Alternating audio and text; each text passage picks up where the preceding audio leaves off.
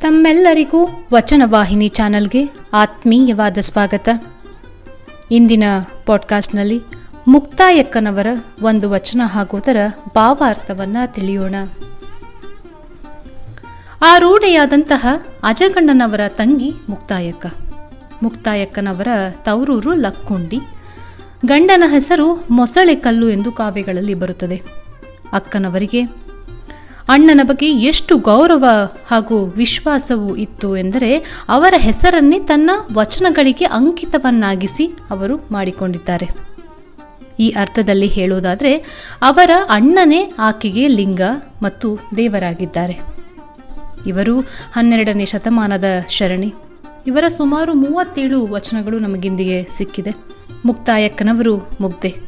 ಅವರ ಶೋಕ ಅಲೌಕಿಕ ಶೋಕ. ಲೌಕಿಕ ಆಸೆಗಳ ಈಡೇರಿಕೆಗಾಗಿ ಅವರು ಎಂದಿಗೂ ಕೂಡ ದುಃಖಿಸುವುದಿಲ್ಲ. ಇದಕ್ಕಾಗಿ ಅಲ್ಲಮ ದೇವರ ಜೊತೆ ತಾತ್ವಿಕ ಚರ್ಚೆಯನ್ನು ಕೂಡ ಅವರು ಮಾಡ್ತಾರೆ. ತನ್ನ ಅಣ್ಣನಂತೆ ಶಬ್ದ ಮುಕ್ತನಾಗಿರಲು ಅಲ್ಲಮನವರಿಗೆ ಆಕೆ ಹೇಳುತ್ತಾಳೆ. ಆಗ ಅಲ್ಲಮ ಪ್ರಭುದೇವರನ್ನ ಹೇಗೆ ಟೀಕಿಸುತ್ತಾಳೆ ಎಂದರೆ, ಕೈಯದು ಕುರುಹು ಬಾಯದು ಬೊಬ್ಬೆ ನುಡಿಯದಿರಲೋ ಭಾವ ಎಂದು ಎಚ್ಚರಿಸಿದ್ದಾರೆ. ಲೋಕವೇ ಅರಿವಿಲ್ಲದೆ ಬಳಲುವುದನ್ನು ಪ್ರಸ್ತಾಪಿಸುತ್ತಾ ಅರಿವೇ ಗುರುವಾದರೂ ಹೊರಗಿನ ಗುರು ಬೇಕು ಎಂದು ಕೂಡ ಮುಕ್ತಾಯಕ್ಕನವರು ನಮಗೆ ತಿಳಿಸಿದ್ದಾರೆ. ಇಂದಿನ ಪಾಡ್ಕಾಸ್ಟ್ನಲ್ಲಿ ಈ ಮುಕ್ತಾಯಕ್ಕನವರ ಒಂದು ವಚನವನ್ನು ನಾವು ತಿಳಿಯೋಣ. ಆ ವಚನವು ಇಂತಿದೆ: ಅಂದಕನ ಕೈಯ ಅಂದಕ ಹಿಡಿದಂತಿರಬೇಕು, ಮೂಗನ ಕೈಯಲ್ಲಿ ಕಾವ್ಯವ ಕೀಳಿದಂತಿರಬೇಕು, ದರ್ಪಣದೊಳಗಣ ಪ್ರತಿಬಿಂಬದಂತೆ ಹಿಡಿವರಿಗಳಲ್ಲದಿರಬೇಕು ಅಣ್ಣ, ಕೂರ್ಮನ ಶಿಶುವಿನ ಸ್ನೇಹದಂತೆ ಇರಲೊಲ್ಲದೆ ಆರೂಢ ಗೆಟ್ಟೆಯು ಅಜಗಣ್ಣ. ಅಂದಕನ ಕೈಯ ಅಂದಕ ಹಿಡಿದಂತಿರಬೇಕು, ಮೂಗನ ಕೈಯಲ್ಲಿ ಕಾವ್ಯವ ಕೀಳಿದಂತಿರಬೇಕು, ದರ್ಪಣಗೊಳಗಣ ಪ್ರತಿಬಿಂಬದಂತೆ ಹಿಡಿವರಿಗಳಲ್ಲದಿರಬೇಕು ಅಣ್ಣ, ಕೂರ್ಮನ ಶಿಶುವಿನ ಸ್ನೇಹದಂತೆ ಇರಲೊಲ್ಲದೆ ಆರೂಢ ಗೆಟ್ಟೆಯೋ ಅಜಗಣ್ಣ. ಆರೂಢ ಗೆಟ್ಟೆಯೋ ಅಜಗಣ್ಣ. ಇಲ್ಲಿ ಅಂದಕ ಅಂದರೆ ಕಣ್ಣು ಇಲ್ಲದವನು, ಮೂಗ ಅಂದರೆ ಮಾತು ಬರದವನು, ದರ್ಪಣ ಅಂದರೆ ಕನ್ನಡಿ, ಅಳವು ಅಂದರೆ ಶಕ್ತಿ ಸಾಧ್ಯವಾದುದು, ಕೂರ್ಮ ಅಂದರೆ ಆಮೆ, ಆರೂಢ ಅಂದರೆ ಜ್ಞಾನದ ಉನ್ನತ ನಿಲುವು. ಕಣ್ಣಿಲ್ಲದವನಿಗೆ ದಾರಿ ತೋರಲು ಕಣ್ಣಿದ್ದವನೇ ಬೇಕೆಂಬುದು ಸಾಮಾನ್ಯ ಜ್ಞಾನ. ಇದನ್ನ ಯಾರೂ ಬಿಡಿಸಿ ಹೇಳಬೇಕಾಗಿಲ್ಲ. ಆದರೆ ಇಲ್ಲಿ ಎಲ್ಲವೂ ವಿಚಿತ್ರವೇ.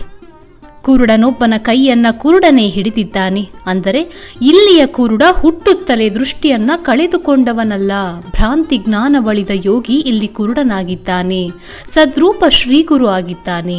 ಅವನ ಸದ್ಭಾವ ಹಸ್ತದಿಂದ ಅಜ್ಞಾನಹೀನನಾದಂತಹ ಸಿದ್ಧಾಂತಿಯೊಬ್ಬ ಹಿಡಿಯಲ್ಪಡಬೇಕು. ಆಗ ಅವನು ಹೋಗಬೇಕಾದ ಸ್ಥಳಕ್ಕೆ ಹೋಗಬಲ್ಲ, ಗುರಿಯನ್ನ ಮುಟ್ಟಬಲ್ಲ. ನಾನಿದ್ದಂತೆ ಕನ್ನಡಿ ನನ್ನ ಪ್ರತಿಬಿಂಬವನ್ನು ತೋರಿಸುತ್ತದೆ. ಹಾಗೆ ನನ್ನೊಳಗೆ ನಾನು ಸಂಪೂರ್ಣ ತಿಳಿದುಕೊಂಡು ನನ್ನ ಅಂತರಂಗ ಪ್ರತಿಬಿಂಬ ತೋರಬೇಕು. ಈ ವ್ಯಕ್ತಿತ್ವವನ್ನು ಯಾರಿಂದಲೂ ಹಿಡಿಯಲು ಸಾಧ್ಯವಿಲ್ಲದಷ್ಟು ಅನುಪಮವಾಗಿರಬೇಕು.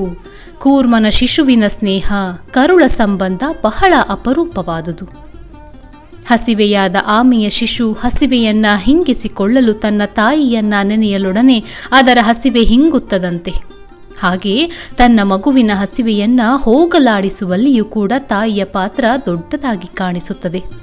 ತನ್ನ ಎದೆಯಲ್ಲಿ ಹಾಲಿಲ್ಲದೆ ಮಗುವಿನ ಹಸಿವೆಯನ್ನ ಕಡಿಮೆ ಮಾಡುವುದು ತಾಯಿಗೆ ಕಷ್ಟವಾದಾಗ ಆಕೆಯ ನೆರವಿಗೆ ಬರುವುದು ಅವಳ ಸುಮಧುರ ಕಂಠ.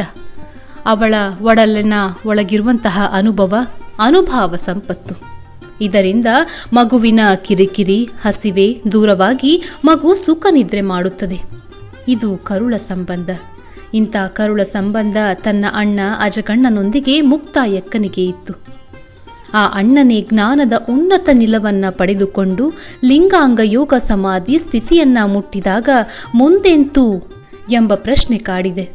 ತನಗೆ ಅಲೌಕಿಕ ಉನ್ನತ ಜ್ಞಾನ ಸಂಪಾದನೆಯ ಹಸಿವನ್ನ ಹಿಂಗಿಸುವ ಅಣ್ಣ ತನ್ನೊಂದಿಗೆ ಇಲ್ಲವಲ್ಲ ಎಂಬ ದುಃಖ ಮುಕ್ತಾಯಕ್ಕನವರನ್ನ ಕಾಡಿದೆ.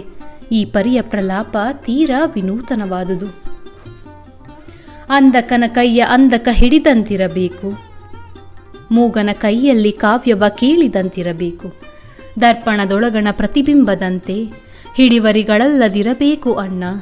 ಕೂರ್ಮನ ಶಿಶುವಿನ ಸ್ನೇಹದಂತೆ ಇರಲೊಲ್ಲದೆ ಆರೂಢಗೆಟ್ಟೆಯೋ ಅಜಗಣ್ಣ, ಆರೂಢಗೆಟ್ಟೆಯೋ ಅಜಗಣ್ಣ.